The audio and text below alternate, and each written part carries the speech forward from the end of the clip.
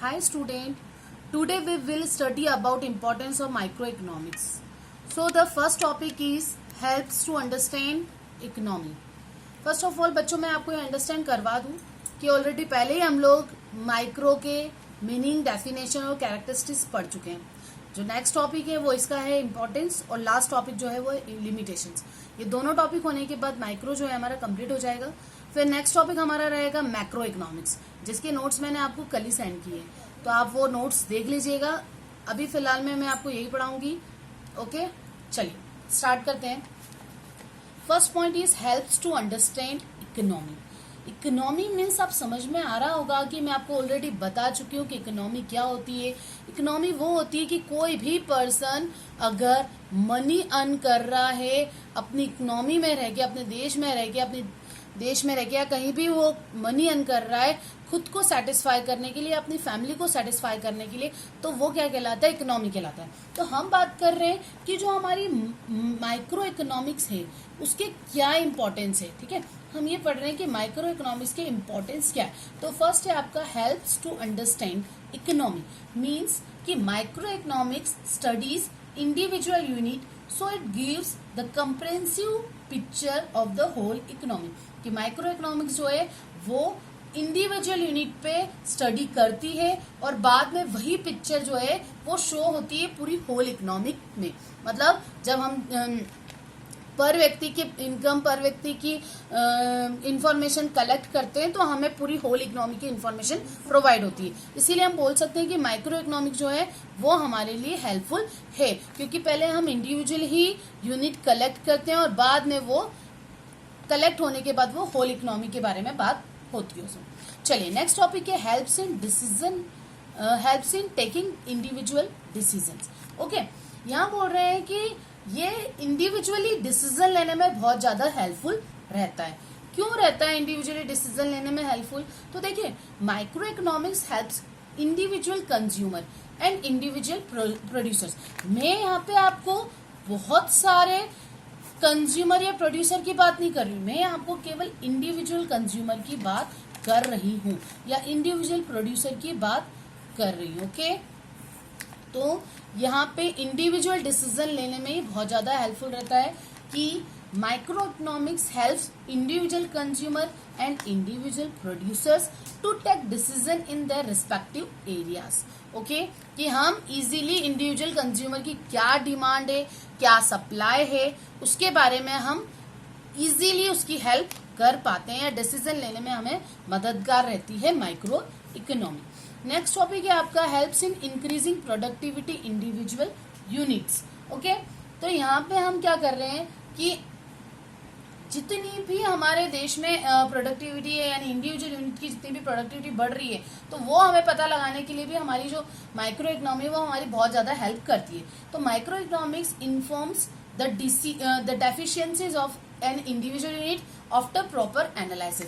कि हम इजीली क्या कर पाते हैं अगर इंडिविजुअली एक ही हम कंपनी को देख रहे हैं, इंडिविजुअली यूनिट की चर्चा कर रहे हैं. जैसे सपोज फॉर एग्जांपल, मैं आपको एक एग्जांपल देती हूँ कि बहुत सारी कंपनीज ऐसी होती हैं जहाँ पे बहुत सारे डिपार्टमेंट होते हैं और हर डिपार्टमेंट में हम उन डिपार्टमेंट्स को बांट देते हैं अलग अलग.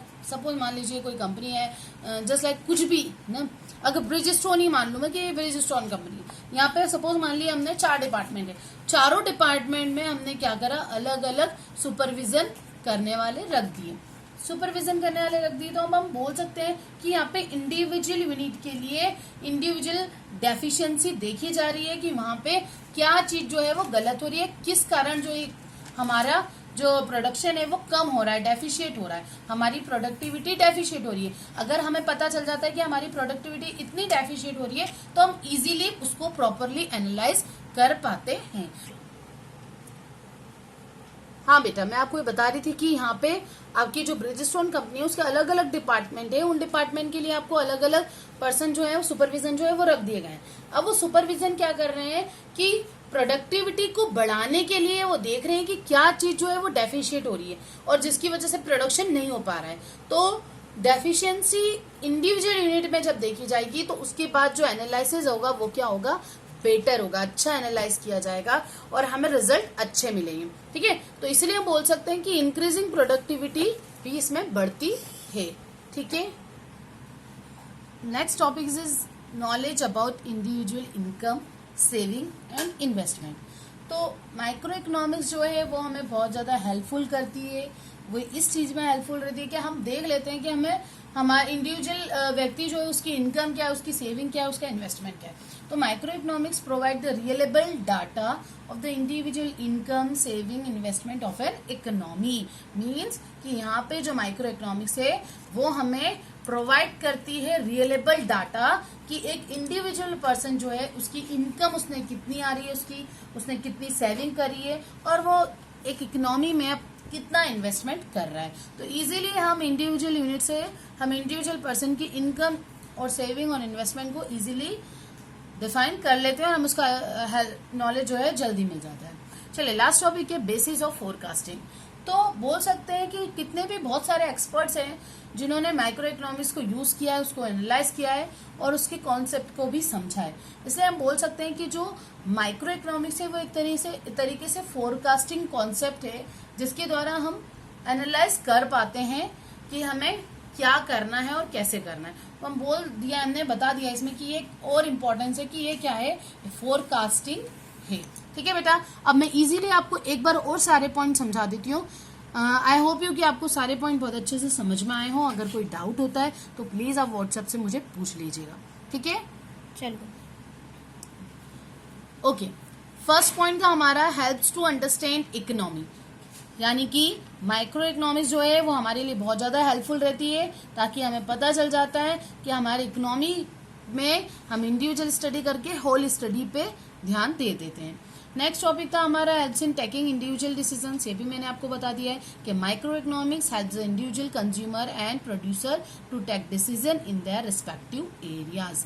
ओके बेटा, कि माइक्रो इकोनॉमिक जो है वो हेल्पफुल रहती है इंडिविजुअल कंज्यूमर और प्रोड्यूसर के लिए, क्योंकि इस टाइम पे हम माइक्रो इकोनॉमिक्स में इजीली उन लोगों को डिसीजन दे पाते हैं या डिसीजन ले पाते हैं।